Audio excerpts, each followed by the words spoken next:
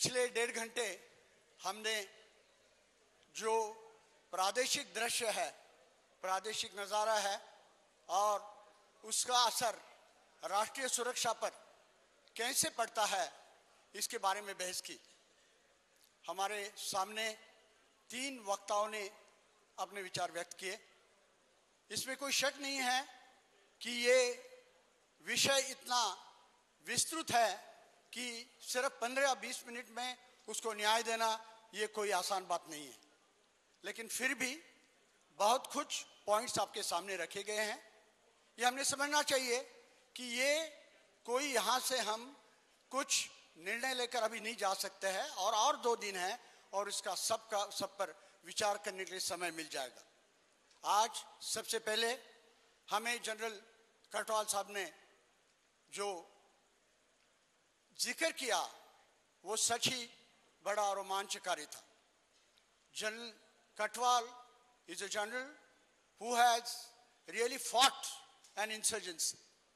If at all we want to have an icon to see how the insurgency can be dealt, or at least can be, he very rightly said that you have to physically and psychologically bear it.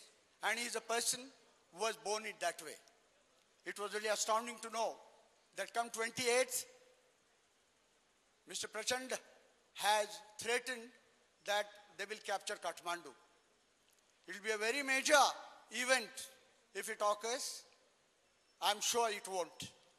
But this is precisely what we have here to come to discuss for. This what precisely was meant to by the subject, that a small or a big incident in a neighboring country, how gravely does it affect the Indian security? The world is a very small place, it's a village now, as a global village. And nobody is restricted his own problems. We have all become servants of the destiny which guides not just one nation, but a community of nations. And this is one single classical example to prove that. And I think 28th would be a very major happening, and we all must look at that and analyze it. I'm very sure there'll be some time tomorrow on it. And we'll have General Katwal's advice or guidance to discuss it further. Dr. Paleri is an expert in coastal guards. He talked of 4 countries through which we have common maritime borders, and 3 countries and 4 countries which we have common maritime and land borders. Very succinctly he brought out. And I was very happy to hear that to his mind, from these 4, the maritime problem is not much. Probably, when you come to Pakistan, the maritime dimension has gone not in the hands of Navy, but it has gone in the hands of the terrorists. And that has to be considered. Probably what he didn't touch upon because of shortage of time was China, who today wants to command the Indian Ocean. You must have all heard that China has made a statement that India, it is not an Indian Ocean, so it is an Indian Ocean and not India's ocean. They mean every word. You all must have heard of Chinese policy of necklace of pearls. There were a number of ports, Hambantota, Gwadar, Kayats, and they're making a necklace around India and necklace in the Indian Ocean so that they can totally guard and totally block the India's influence in the Indian Ocean, and this has to definitely be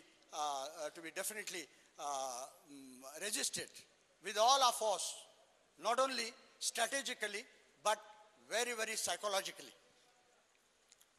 A Marshal Inamdar spent most of his treatise on a very fine quote by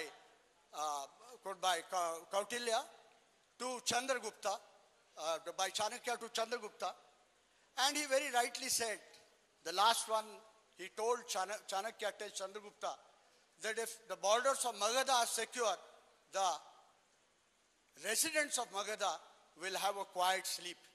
I think that sums up almost this little package. I must add just a couple of things in a couple of minutes. The nature of warfare has changed. It is just not somebody said, why don't we attack Pakistan? It is not just the conventional war. I'll just give an example. I mean, to my mind, if you want to just sort of idealize the process of warfare, it now is like a pendulum clock. The left of the pendulum is the proxy war. The center of the pendulum is the conventional war. And the right of the pendulum is the nuclear war. Today, our worst adversary, and could be others later, does not want, he has been beaten in last 3 conventional wars. He doesn't want again to try the conventional war. So he wants to touch the extremities. That's why Bhutto just announced that we'll eat grass for 1,000 years, but we'll build up a nuclear bomb, and they did.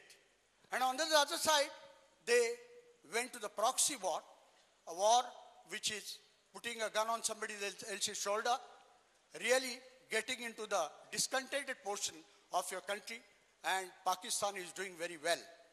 So just to really summarily dispose it off, to say that we can do it by showing a strong thumb to Pakistan is a debatable point. I'm not saying it is correct or wrong.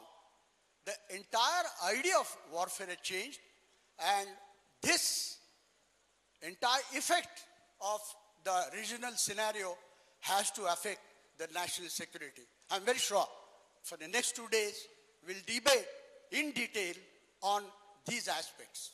Thank you very much. It has been a very orderly session, and I sincerely thank you.